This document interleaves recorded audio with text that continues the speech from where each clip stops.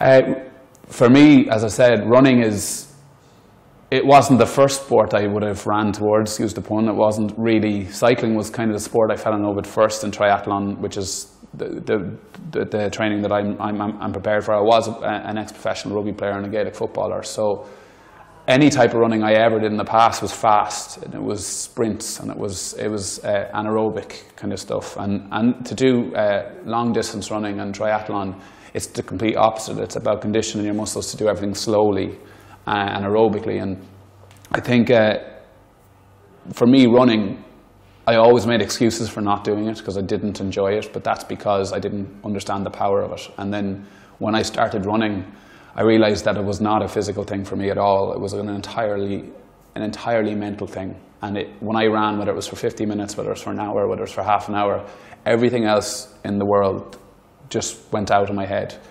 All the thoughts that drive people nuts, all the silly things that really don't mean anything, just gets flushed out of your brain, and you're running, and all you're thinking about is your feet hitting the ground, your breathing. For me, it's like a form of meditation. I find it hard to meditate, but if I combine it with physical activity, which completely sounds totally contradictory, it isn't. Whatever makes you just regulate your breathing, to me, is meditation. And I think it's been present when I run. So when I realized how powerful running was and how it made me feel, I decided I wanted to get better at it because I want to do it more. And I don't want to be injured, because when I'm injured, I can't do it. And that's frustrating. So as much as I love cycling and I love swimming, running's the one that has the ultimate payoff for me mentally. And that's for the day as well. I went for a run this morning.